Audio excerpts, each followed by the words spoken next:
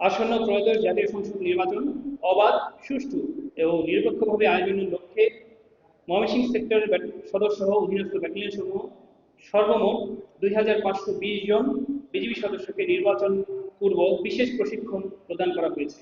এই প্রশিক্ষণে আইনানুগ আচরণ, নির্বাচনী আচরণবিধি, পেশাগত দক্ষতা, জনসাধারণের সঙ্গে আচরণ, সংকট মোকাবেলা এবং বিশেষভাবে আন্তঃসংস্থা মধ্যে সমন্বয়ের উপর বিশেষ গুরুত্ব আরোপ করা হয়েছে। ফলে নির্বাচনকালীন যে কোনো পরিস্থিতিতে দায়িত্বপূর্ণ এবং শান্তিপূর্ণ ভূমিকা পালনে বিজিবি সদস্যরা সম্পূর্ণ প্রস্তুত থাকবেন।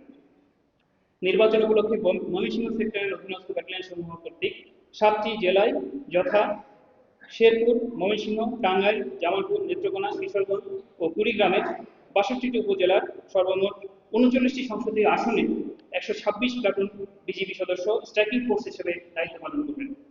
এর মধ্যে শেরপুর জেলার নলিতাবাড়ী, ঝিনাইগাতি, শ্রীবর্তী, ময়মনসিংহ জেলার হালুয়াঘাট, ধোবাউড়া, জামালপুর জেলার বক্সিগঞ্জ, দেওয়ানগঞ্জ, কুড়িগ্রাম জেলার রৌমারী, চররাজীপুর এবং নেত্রকোনা জেলার কমলাকান্দা এবং দুর্গাপুর এই 11টি সীমান্তবর্তী উপজেলায় বিজিবি এককভাবে স্ট্রাইকিং ফোর্স হিসেবে দায়িত্ব পালন করবে।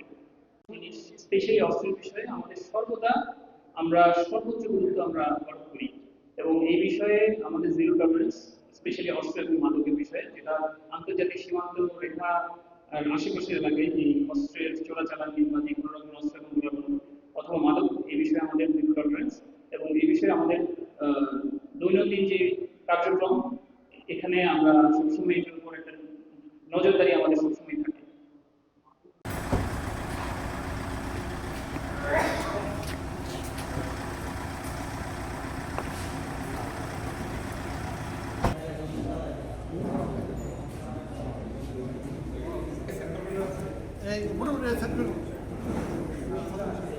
আপনারা সেট করেন, আমরা নিয়ে নেবেন